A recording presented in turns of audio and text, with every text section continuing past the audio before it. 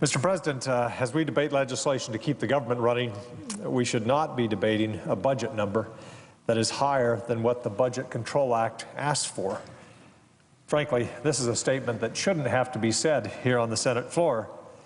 Why would we even begin to consider a budget number that is some $20 billion higher than the Budget Control Act? Have we somehow become flush with cash? I don't think so.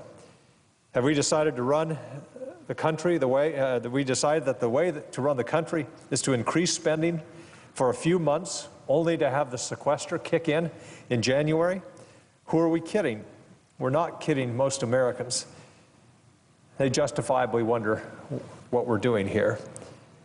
Once again, we find ourselves on the brink of a showdown and a shutdown. It's the same old story, but amid the back and forth between the two sides of the aisle, Americans don't see Congress getting serious about federal spending. We failed to pass even one of the 12 spending bills to responsibly fund the government for the fiscal year that starts in just a few days. Had we taken up these bills in regular order, members would have had the opportunity to review and consider our spending priorities. That's what people expect us to do here. Instead, we procrastinated and put off the hard decisions like a bunch of teenagers putting off the pain of a term paper. But this has more serious consequences.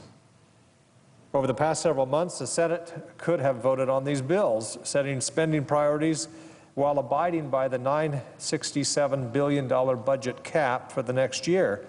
But instead, we chose to go through the motions of preparing spending bills as if no spending limit existed, with the knowledge that these bills would never see the light of day.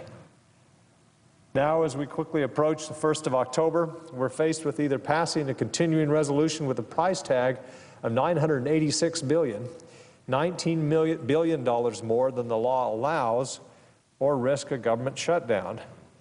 The Senate should, at the very least, take up a spending resolution that respects the realities we face, one that respects the Budget Control Act, one that funds government at the $967 billion level for next year.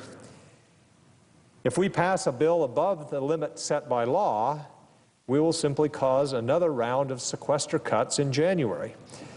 I'm all for responsible sequester replacement legislation that brings down our national debt, but we cannot and should not weaken the law of the land, the Budget Control Act, that has locked in real and meaningful cuts in spending. As such, I hope that the Majority Leader allows us to have a vote on a fiscally responsible continuing resolution. The Majority Leader has made clear of his intention to amend the continuing resolution to address his concerns. A fair process would include affording other members the same opportunity.